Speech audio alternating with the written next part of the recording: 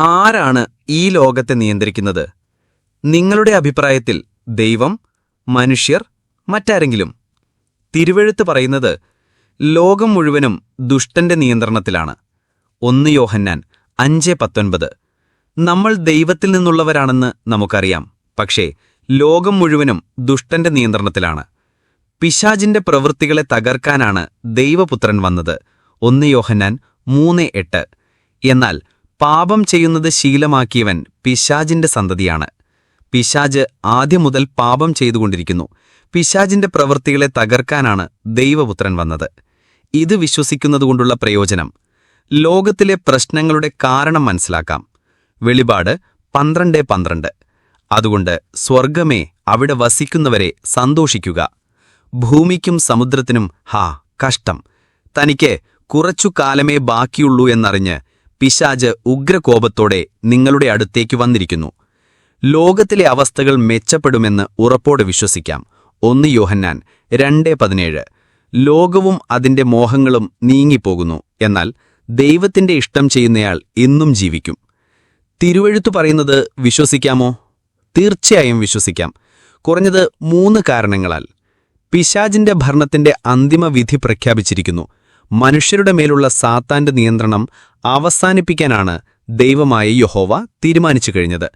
പിശാചിനെ ഇല്ലാതാക്കുമെന്നും അവന്റെ ഭരണത്തിലൂടെ വന്നിരിക്കുന്ന എല്ലാ കുഴപ്പങ്ങളും പരിഹരിക്കുമെന്നും യഹോവ വാക്ക് തന്നിരിക്കുന്നു. എബ്രായർ 2:14.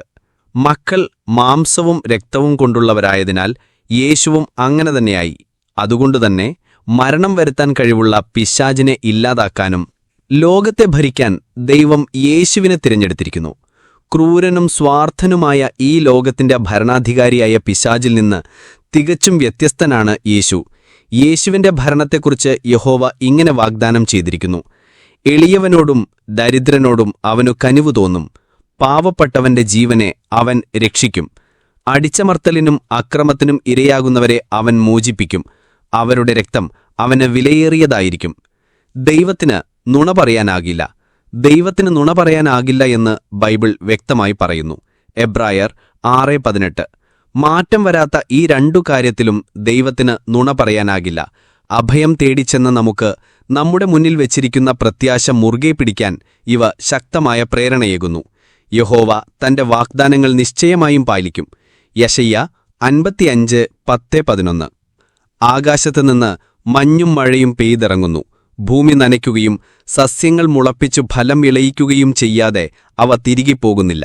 വിതക്കാരന് വിത്തും തിന്നുന്നവന് ആഹാരവും നൽകാതെ അവ മടങ്ങുന്നില്ല. 11. എന്റെ വായിൽ നിന്ന് പുറപ്പെടുന്ന വാക്കും അങ്ങനെ തന്നെയായിരിക്കും. ഫലം കാണാതെ അതെന്റെ അടുത്തേക്ക് മടങ്ങിവരില്ല. അതെന്റെ ഇഷ്ടമെല്ലാം നിറവേറ്റും. ഞാൻ അയച്ച കാര്യം ഉറപ്പായും നടത്തും. ഈ ലോകത്തിന്റെ ഭരണാധികാരിയെ തള്ളിക്കളയുമെന്നതിൽ സംശയമില്ല. യോഹന്നാൻ 12:31. ഇപ്പോൾ ഈ ലോകത്തെ ന്യായം വിധിക്കും. ഈ ലോകത്തിന്റെ ഭരണാധികാരിയെ തള്ളിക്കളയാനുള്ള സമയമാണിത്. നിങ്ങൾക്കെന്തു തോന്നുന്നു? ഈ ലോകത്തെ ഭരിക്കുന്ന പിശാചിനെ നീക്കിക്കഴിയുമ്പോൾ ഭൂമിയിലെ അവസ്ഥകൾ എന്തായിത്തീരും? സങ്കീർത്തനം 37:10-11, വെളിപാട് 21:3-4 എന്നീ വാക്യങ്ങളിലൂടെ ദൈവം ഈ ചോദ്യത്തിന് ഉത്തരം